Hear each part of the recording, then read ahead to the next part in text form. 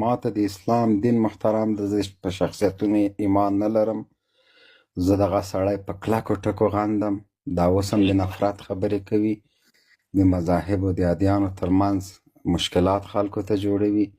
د دغه د خبرو په نتیجه کې به د شیعه او د سني جنگ بیا افغانستان کې دا مسئلې ورکې سوي دي، که په پاړچینار کې ده که په هر ځای کې ده. ګوره دواړو طرفونو وژل کېږي. ته ورسه په پاړچینار کې د انسانانو جزر ووته.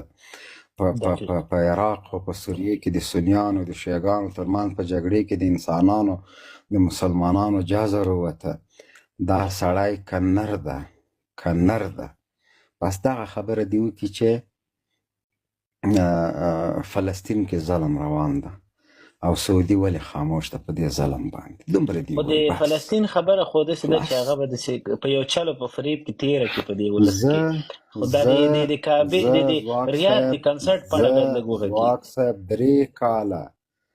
3 کاله کېږي چې د ویزې اپلای د حج دپاره کوم، د ځان او د مورکۍ دپاره زما ویزه ردېږي. صرف عرب شیخانو ته مې ویلي ستاسو غیرت نه لرئ په دې خبره باندې. 3 کاله د ځان او د مور دپاره د حج اپلای کوم، ما ته څوک هغه نه راکوي. بس موږ به لنډه چې دعاګانې کوو. بالکل، بس دعاګانې به د افغانستان نه کوو د خیر سره. هغسې اخواته کیسه خرابېدو باندې ده. مخکې خو موقع نه برابرېده. د افغانستان پاسپورټ مې نه درلوده.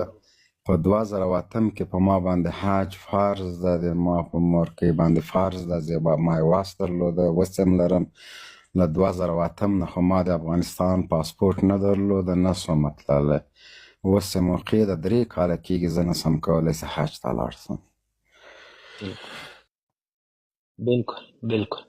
او بل دا چې امیر او دا خو لاړه، بل دا چې امیر المؤمنین هم باید په دې اړوند غږېدلی وی. او یو خبره بل چې د مبین صاحب وکړله، غواړم دلته د تاسو پام ورته واړم، و چې زه غواړم لاړ شم سعودي ته او حج فریضه ادا کړم. زما دا خبره واورئ،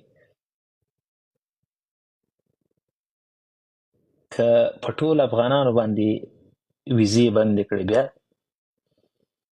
بیا به د خدای کور ته څنګه ورځئ؟